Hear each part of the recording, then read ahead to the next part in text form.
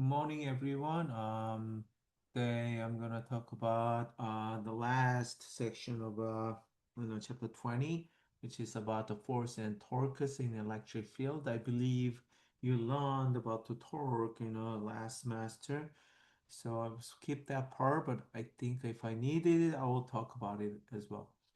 So force and torque in an electric field. So electric field is nothing but a force. Why? Because electric field is generated by, the source of charge, right? Let me quickly review what we did the last time. Electric force is gonna be given by K times Q1, Q2 divided by R squared. But this combination, in general, let me rewrite it. Instead of Q1, we said do Q source, and instead of Q2, we call second charge Q test divided by R squared. So this combination is called electric field. So then if you have electric field and if you have a test charge, simply E times Q test charge will give you electric force. Okay, so basically, even though it's not exactly the same, but assuming if you have electric field, you can always find the electric force at that location as long as you have a test charge, right? So the force exerted on a charge in a known electric field. That's exactly what I'm saying, right? So no, if you have a known electric field, and then if you have a charge, which is a test charge here, you can always have a force, right? And then the force, so see, this is the force, electric field direction. So this is electric field line, electric field line, electric field line, right? So that means electric field line is here. So then that means you somewhere here, you have a protons.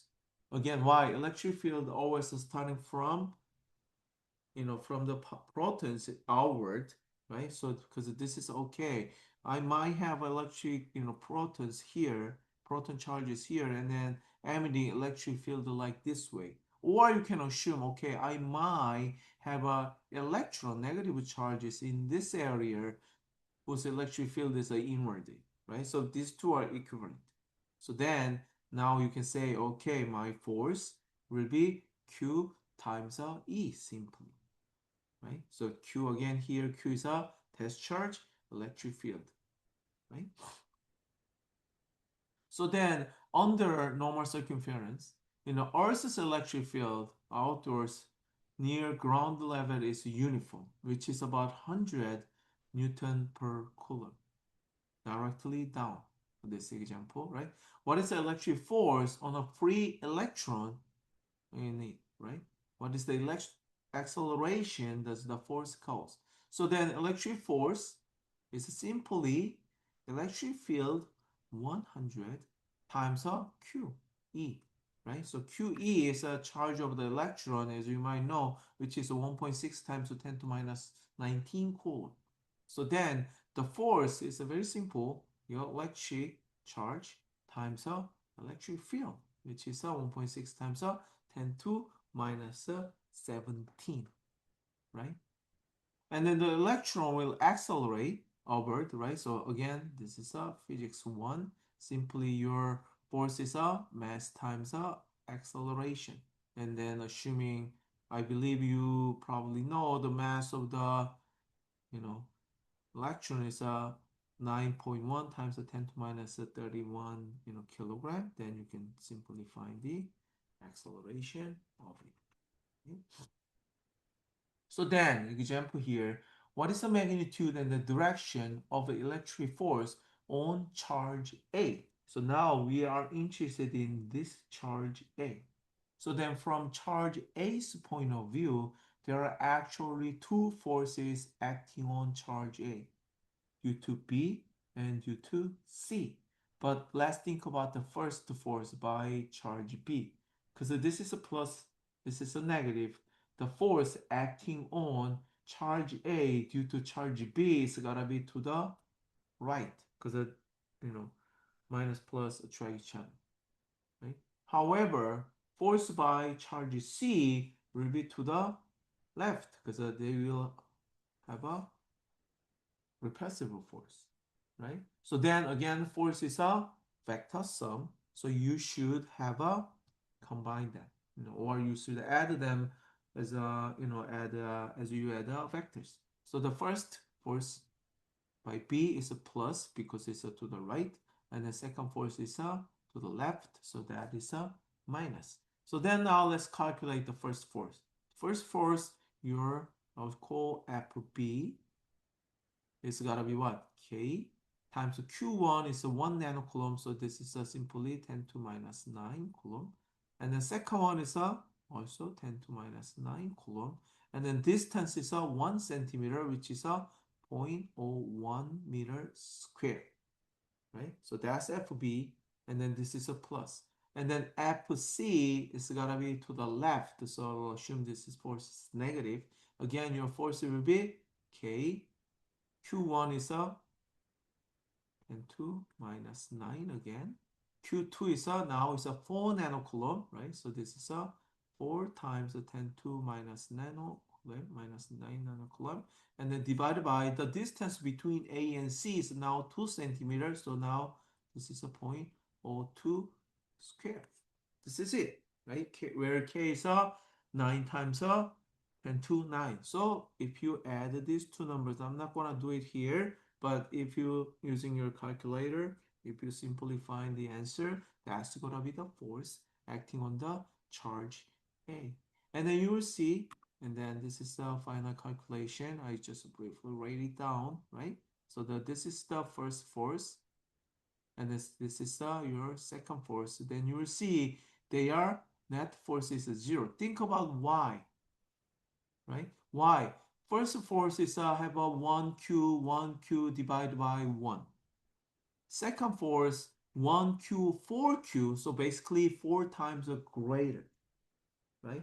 But divided by what? Distance is also 2 times greater, right? So then if you square, so the distance contribution is 4 times smaller, while charge contribution is 4 times greater. So the basically force acting on A must be the same. So the net force will be 0. How about here? A proton is moving to the right in a vertical electric field.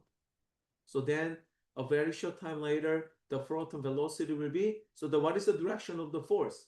Direction of the force is along this electric field, right? This is in other words, again, you can assume you have a proton here, or you can assume there's an electron here, so that you can have this type of electric field. So then it will be repulsive, right? So initially it will go horizontally, and then because of the force it will deflect it like this way. So like, maybe some of you choose B, that's fine, okay? So because this is right after, short time later, but it depends on what is your short time. Maybe B can be answered as well, okay? So then now next topic is about the torque. I believe everybody remember the torque. Torque is simply R times F perpendicular, where R is the distance from the hinge point to the position where you apply your force, and then F perpendicular is the force perpendicular to the main axis, right? So then now, because the force on a positive and negative charges, let's assume we have an electric dipole. So that means electric dipole means one side we have a plus Q, the other side the same amount of charge but with the opposite sign of it. So then now you see the first charge here, proton, will feel experience over, will feel upward force, and then negative charge will feel downward force. So then what will happen? Assuming this is your axis, right, pivot point, and then this one will rotate counterclockwise, right? That is called the work, right? Until when? So this is a midpoint, right? And then still proton will feel force upward, and the electron will feel for the downward, and then it will rotate more and more, right? And then what happens if you have this configuration? And then there's no additional rotation. Why? So the net force acting on this proton will be upward, and the net force acting on this electron is downward. So the net force, of course, is the same, but and in addition to that, there's no additional rotation, right? So then now you have a equilibrium position of the dipole in electric field, right? So in other words, if your dipole is aligned perpendicular to the electric field, it will rotate. But if your dipole is a parallel to the electric field, then it's not gonna rotate it anymore. Okay. So then, same question. A dipole is held motionless in a uniform electric field. When the dipole is released, which of the following describes the subsequent motion? So now, again, this is an electric field line. So that means you can either assume roughly I have a proton, or you can assume the other side you have an electron, right? So then now what happened? This proton will feel force this way, repulsive force, and then this electron will feel force, attractive force to the left. And again, there's no additional rotation, right? So then the dipole remains motionless. Because the net force is zero, net torque is zero as well. And then now next one, it's same as the one we have. Again, you have a proton here in this area. So then this one will feel repulsive force, and then this one feel attractive force. Then this one will rotate until this proton come here and this electron comes here, right? So that everything will rotate counterclockwise. So answer is B. Okay. And then which dipole experience no net force in the electric field? So then be careful about this question. This is about no net force, right? We're not talking about the torque, right? So the differences between net torque is what? This is simply sigma net torque, right? And then this is in other words, net torque is a torque by plus charge plus torque of a negative charge. Likewise, your force is also same, force acting on plus charge plus a force acting on minus charge, right? So these are net force. We are not interested in net torque at this point, right? We can also talk about it later after this question. So then now, what is the force acting on here and acting on here? Again, think about what is an electric dipole. Dipole, I assume this is consist of two part of charges, one side plus Q, and then the other side the same amount of charge but opposite signs. So then how can you find the force under an electric field? In the electric field, the force you can simply find EQ, or sorry, yeah, this is better. Your electric force can be find Q times E, where Q is a test charge, E is an electric field, or original formula is here, right? So, but this three combination is basically nothing but E, so times Q2, right? So then with this one in mind, what is the force acting on this charge? Assuming this has a minus Q, this one has a plus Q. But let's ignore the sign at this moment because we know the force, because of the electric field, we can assume proton is located here, and then electron will be roughly located here as well, right? So then we already know the direction of the force. Because of this force will feel repulsive force, so the force will be over. And then this electron will feel downward force. So that's why what happened? The net torque for this case is a non-zero, right? Again, let me quickly delete and then rewrite down everything again. So again, plus 1 has a plus q, negative 1 has a negative q, and then because we have a plus charge here, this one will feel over the force, and then it will come here due to torque, and then this one will feel attractive force, and then it come back here. So later it will align like this. But again, we're not interested in the torque, but we are interested in the force. So then assuming this one has charge q, and then this one has a minus charge q, and then what is the force acting on plus charge? That is a E times a q, whose direction is a upward. And then how about force here? Same. E times a q, because the electric field here same, charge same, right? And then direction is a down. So your net force here, F plus, is a E plus. I assume the upward direction is positive. And then F minus is a minus EQ. So the net force will be 0, right? And then for the same region, we can do the same thing. Here, what will happen? Plus sign will repel. So this one will rotate like this way. So at some point, your plus charge will be here, and your minus charge will be here later. But it will rotate it like this way. But again, net force acting on here is the EQ. Force acting on here is the EQ as well. And then this force is acting over, so plus. This force is acting down, so this is a minus. And same here. So the answer is all three dipoles have a net force at 0. And then now, which one has a no torque? That's exactly what we already talked about it, right? So then force acting up, force acting down. So this is like a seesaw, right? This goes up, this goes down. So net torque will be non-zero.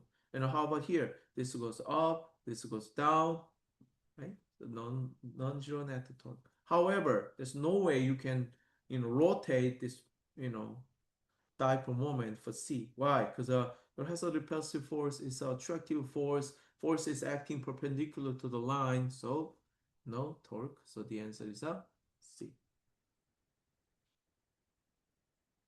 So last question we have today is about the combination of the force and the torque. Okay, and then now electric field here is applying, and then you have a 25 nanocoulomb 2 gram of a proton here. And now this is nothing but chapter 5 that you learn in physics 1. So then the very first step is what? Let me quickly go over what we did in physics 1. You have to identify all forces acting on the object, right? So what force is acting on the object? So you have to, in other words, the first force is what? The tension along the what? Along the string. And then what else force is acting? Of course, the weight of this charging. And then also, because this is a plus charge, and then again you see electric field is acting to the right, so that means somewhere here you probably have a plus charge sources. So then the repulsive force is acting on this plus charge, so that is acting to the right. So if I redraw the force diagram, that should be something like this. T acting along the string, and then you have a W acting downwards, and then you have a electric force acting horizontally, right? And then the object is a hang at, so it's a at rest. So then you see, this force is a purely vertical, and your electric force is a purely horizontal. However, your tension consists of a two part. The first part is a Ty, and the second part is a Tx. And then you see this angle is a theta, right? So then if I redraw the theta, the right triangle here, just to remind yourself, this is your theta, this is your tension, and this is your tx, and this is your ty, right? And then I believe everybody remember what is a tx. Tx is a hypotenuse times a opposite, so it's a sine theta. And then ty, of course, is a hypotenuse times a cosine theta, right? But you see, because the ty is moving to the left, you must add a negative sign. And then ty is over, so you see this is going to be over, so plus a sign. So then your next step is what? Your next step is using Newton's second law, right? So your Newton's second law for this case consists of two parts, right? F net x1 and then sigma F net y1, right?